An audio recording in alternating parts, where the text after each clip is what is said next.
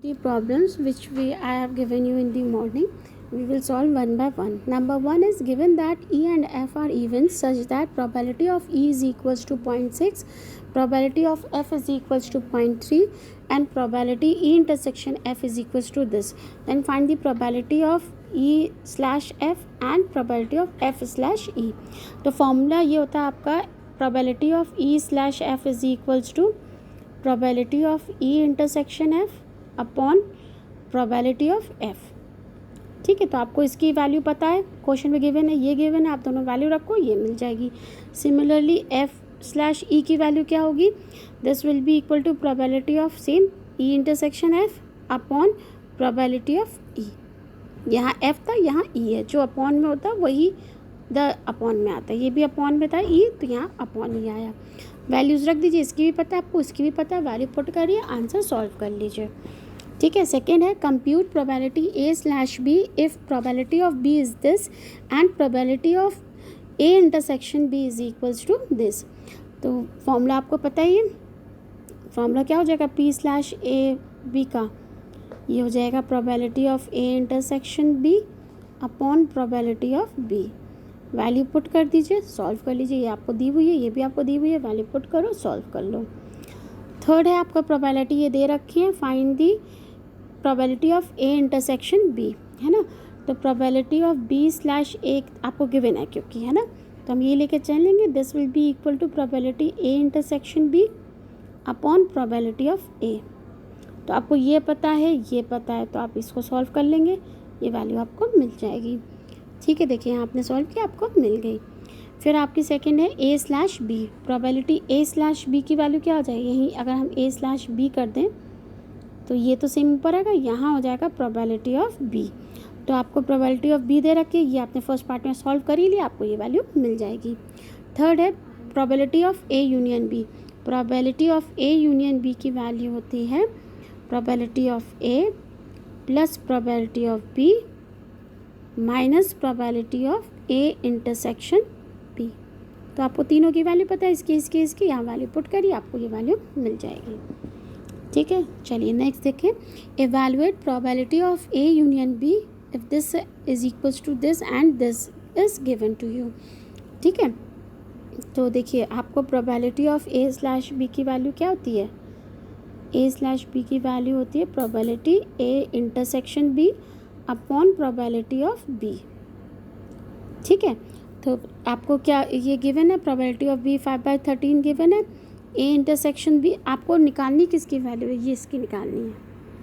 ठीक है, तो यहाँ ए स्लैश बी की इसकी वैल्यू गिवन है, इसकी वैल्यू गिवन है, आप इसकी वैल्यू निकाल लेंगे. ठीक है, आपको मिल गई probability of A intersection B. अब आपको निकालना है probability of A union B. तो ये वैल्यू यही होती है probability of A plus probability of B minus probability A intersection B. तो ये तो आपने अभी यहीं से निकाली थी, वो वैल्यू पुट कर दोगे. प्रोबेबिलिटी ऑफ ए क्या होता है आपका? प्रोबेबिलिटी ऑफ ए की वैल्यू क्या हो जाएगी? प्रोबेबिलिटी ऑफ बी बाय 2, इस वाले रिलेशन से देखिए जो गिवन है यहाँ से, plus probability of B minus probability of A intersection B. Solve कर देना, बी की वैल्यू रख देना, प्रोबेबिलिटी ऑफ बी की इसकी वैल्यू रख देना, ये भी आपका सॉल्व होकर निकल आएगा. ठीक है, तो देखिए ऐसे ही सॉल्व करा आपने, ये वैल्यू आपकी निकल आई. ठीक है, नेक्स्ट है if probability of A is equals to this, B is equals to this, union is equals to this, then find the probability of this. तो बिल्कुल ए यूनियन बी वाला ही फॉर्मूला लगा देंगे. This will be equal to probability of A plus probability of B minus probability of A intersection B. तो आपको ये पता है, ये पता है, ये पता है, तीनों की वैल्यू पुट कर देना. नहीं, आपको ये पता है, ये पता है और ये पता है, तो आपकी ये वैल्यू निकल आएगी. सॉल्व कर लेना, ये वैल्यू निकल आएगी आपकी. तो देखिए ऐसे ही सॉल्व किया और आपने वैल्यू फाइंड कर ली है. नेक्स्ट है आपका probability of A slash B. A slash B is equals to probability of A intersection B upon probability of B. ठीक है, तो ये तो आपने भी निकाली है वैल्यू, ये रख दीजिएगा. प्रोबेबिलिटी ऑफ बी गिवन है, सॉल्व करके रख दीजिएगा. थर्ड है आपका प्रोबेबिलिटी ऑफ, थर्ड आपको फाइंड करना है प्रोबेबिलिटी ऑफ बी अपॉन ए. इसी को अगर हम बी अपॉन ए करें तो फॉर्मूला यही होगा, बस यहाँ आपके आ गई प्रोबेबिलिटी ऑफ ए। अब यहाँ वैल्यू पुट कर देना, सॉल्व कर लेना, थर्ड वाला आंसर ये निकल आया। सिक्स्थ है, a coin is tossed 3 times where E number 1 E heads on third toss, F head on first 2 tosses. ठीक है, तो अगर कॉइन आपका 3 टाइम टॉस किया जा रहा है तो उसका सैम्पल स्पेस ये हो जाएगा। हर आपने वो देखी है कितनी तरीके से इसकी वो आ सकती है आउटकम, ये इसका सैम्पल स्पेस हो गया। फर्स्ट पार्ट में लिखा है हेड ऑन थर्ड टॉस, तो आपको ये देखा ये सारे एलिमेंट जिसमें हेड जो है थर्ड जगह आ रहा है, तो जैसे पहले एक ही है, यहाँ थर्ड आ रहा है, यहाँ थर्ड आ रहा है दूसरा, यहाँ थर्ड आ रहा है तीसरा, यहाँ थर्ड आ रहा है चौथा। तो देखिए 4 ये एलिमेंट्स आ गए जिसमें हेड जो है वो थर्ड प्लेस में आ रहा है। फिर एफ है आपका head on first 2 tosses, head on first 2 tosses, तो देखिए हेड ऑन फर्स्ट 2 टॉसेस यही आ रहा है आपका, तो एच ई इंटरसेक्शन एफ इतना आ गया। ठीक है, तो प्रोबेबिलिटी ऑफ एफ कितनी आ गई 2/8 यानी 1/4, ये 1/8, और प्रोबेबिलिटी ई स्लैश एफ कितना आ गया, ये आ गई वैल्यू। फिर आपका सेकंड पार्ट है, सेकंड दे रखा है आपका एटलीस्ट 2 हेड्स, और एफ है एटमोस्ट 2 हेड्स। एटलीस्ट 2 हेड है तो यानी देखो ये भी आ सकता है, ये भी आ सकता है, ये भी आ सकता है, ये भी आ सकता है, आपको वो नहीं लेने जिसमें हेड एक बार आ रहा है। और इसमें एटमोस्ट 2 हेड्स यानी हम 1 भी ले सकते हैं, नहीं है हेड है वो भी ले सकते हैं, और 2 ले सकते हैं, तो वो सारी आ जाएंगी आपकी। देखिए ये सारी वैल्यूज़ आ गई, तो आपने ई इंटरसेक्शन एफ निकाल लिया, ये आ गया। तो प्रोबेबिलिटी ऑफ ई इंटरसेक्शन 3/8 आ गई, ये सारी वैल्यूज़ आ गई, सॉल्व किया, रख ली वैल्यू।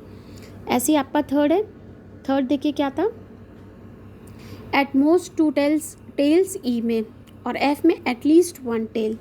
एटमोस्ट 2 टेल है तो देखो वो भी हो सकता है कोई भी टेल एक भी ना हो और एक हो, तो देखो ये ई के टर्म्स बन गए, और एटमोस्ट 2 एच है तो ये आ गया आपके एफ के 2 टेल, तो ये आ गया आपका।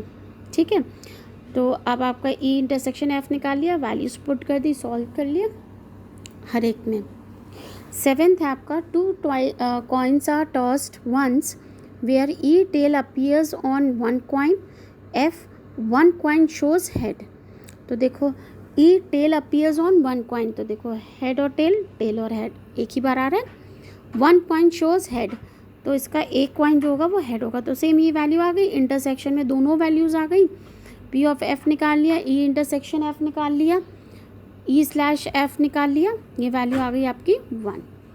ठीक है, सेकेंड है E not tail appears, F no head appears, तो आपका ई में आ जाएगा हेड और हेड, और एफ में आ जाएगा टेल और टेल, तो इन दोनों का इंटरसेक्शन 5 हो गया, और इसकी इंटरसेक्शन की प्रोबेबिलिटी 0 हो गई। सॉल्व किया तो इसका आंसर 0 आ गया। नेक्स्ट है a die is thrown 3 times, E 4 appears on the third toss, F 6 and 5 appears respectively on first 2 tosses. ठीक है, तो आपने उसको 3 टाइम्स डाई को थ्रो किया है, तो आपकी total number of sample space कितना आ जाएगा 216। वो कैसे बनेगा, तो देखिए 1 1 4, आपने मिडिल वाली वैल्यू वेरी कर रहे हैं। ठीक है, अब यहाँ 1 की जगह 2 आ गया, वैल्यू हम मिडिल वाली ही कर रहे हैं। फिर 1 2 3 4 5 6 ये आ गए, बीच की वैल्यू आ रही है आपकी 1 2 3 4 5 6 सब में। ठीक है, तो इस तरीके से 216 हो जाएंगे आपके वो। अच्छा, इसमें क्या आ जाएगा, 4 appears on the third toss, हमेशा कितना होना है 4 आपका अपीयर होना है थर्ड टॉस में, तो आपको 4 तो थर्ड प्लेस है वो तो आपको फिक्स करनी है 4 से। देखिए हर जगह आपकी 4 प्लेस्ड है थर्ड, और फर्स्ट 2 हम चेंज करते जा रहे हैं। तो फर्स्ट 2 हमने कैसे करा, जैसे 1 2 1 3 1 4, फिर 2 1 2 2 2 3, ठीक है, फिर आ जाएगा 3 1 3 2 3 3 सो ऑन, 4 1 4 2 4 3 सो ऑन, ऐसी 5 1 5 2 6 1 6 2 एंड सो ऑन। तो ये सारी सैम्पल स्पेस ई की ऐसे बनी है। ठीक है, एफ है आपका, एफ डिफाइंड है 6 and 5 appears respectively on first 2 tosses, तो 6 और 5 जो आपके होंगे वो फर्स्ट 2 एंट्रीज होंगी। तो देखिए फर्स्ट 2 एंट्रीज है, बस आप 1 2 3 4 5 6 लास्ट की एंट्री लिख लीजिएगा, ये आ गया। ई इंटरसेक्शन एफ निकाल लिया आपने, क्या आ गई वैल्यू, सीधे सीधे आपने ये वैल्यू फाइंड कर ली। ठीक है। अच्छा, इसमें अपॉन 216 होगा क्योंकि टोटल सैम्पल स्पेस में जो इवेंट है वो 216 है। ठीक है। नेक्स्ट देखो, mother father and son line up at random for a family picture. E son on one end, F father in middle. ठीक है। तो अगर हम मदर को एम से, फादर को एफ से और सन को एस से शो करते हैं तो चलिए सैम्पल स्पेस बनाते हैं ई के लिए। सन ऑन वन एंड, ठीक है, सन ऑन वन एंड निकालेंगे तो क्या होगा, हमेशा सन जो होगा या तो थर्ड प्लेस में होगा या तो फर्स्ट प्लेस में होगा। तो उसके जितने भी आपके कॉम्बिनेशन बन सकते थे वो आपने लिख लिए। एफ है, एफ क्या था आपका, एफ है आपका फादर इज़ मिडल, मतलब एफ जो होगा वो हमेशा मिडल में होगा, तो उसकी वैल्यूज़ निकालनी है आपने। तो ये वैल्यू निकल आई आपकी, आपने ई इंटरसेक्शन एफ निकाल लिया, सॉल्व कर लिया, पी स्लैश एफ की वैल्यू निकाल ली। ठीक है। इसमें टोटल नंबर ऑफ इवेंट्स 6 होंगे क्योंकि आपके 3 हैं, तो 3 में आपका कितने कॉम्बिनेशन बन सकते हैं, 6। तो टोटल कॉम्बिनेशन इसमें होंगे 6 सैम्पल स्पेस में एलिमेंट्स होंगे। 10 देखो, a black and a red dice are rolled. A part, find the conditional probability of obtaining a sum greater than 9 given that black die resulted in A5. ठीक है। तो resulted in a 5। तो देखो क्या होगा, आपने ले लिया क्योंकि आपका ब्लैक और रेड डाई रोल्ड कर रहे हैं तो आपकी कितनी होगी, 2 डाई कर रहे हैं तो नंबर ऑफ सैम्पल स्पेस में इवेंट कितने हो जाएंगे, 6 का स्क्वायर यानी 36। ठीक है। अब हम बनाते हैं एक इवेंट ए। ए इवेंट कैसे डिफाइंड है आपका, अ सम greater than 9।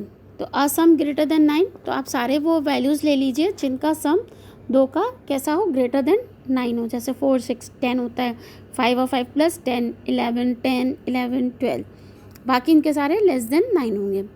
Given that black die resulted in a 5, है ना, 5 मतलब जो होगा ए पहली वैल्यू जो होगी वो उसकी 5 होगी। तो देखो 5, 1, आप सब में 5 फिक्स कर दो, 1, 2, 3, 4, 5, 6 लगा लो, कॉमन ले लीजिए, ए स्लैश बी ले लीजिए, ये आपकी आंसर आ गया। ठीक है। अब बी पार्ट करते हैं। बी पार्ट में क्या है, find the conditional probability of obtaining the sum 8। अब हमारा सम कितना होना चाहिए, 8, जैसे 6, 2, 2, 6 ऐसे करके। Given that the red die resulted in number less than 4, less than 4 का। तो देखो ई में तो होगा कि रिजल्टेड 8 है, सबका टोटल आपका 8 आ रहा है, और इसमें लेस देन 5। तो लेस देन 5 में देखो 1, 1, 1, 2, 1, 3, 2, 1, 2, 2, इन सब का सम जो होगा लेस देन 8 होगा। लेस देन 8 है ना, देख लीजिए, लेस देन 4। ठीक है। तो ये वैल्यू आ गई आपकी 4 की, एफ़ की। आपने दोनों का कॉम्बिनेशन इंटरसेक्शन ले लिया तो आपके पास मिल गया ये। तो अब प्रोबेबिलिटी ऑफ एफ़ और प्रोबेबिलिटी इंटरसेक्शन एफ़ है, आपने वैल्यू निकाल ली, यहाँ पुट कर दी। ठीक है, और आपने सॉल्व कर लिया, this will be your answer. अभी और भी हैं, मैंने अभी आपको यहाँ पर 10 कराए हैं, आपके 17 है। नेक्स्ट वीडियो में मैं आगे के क्वेश्चन का सोल्यूशन कंटिन्यू करूँगी।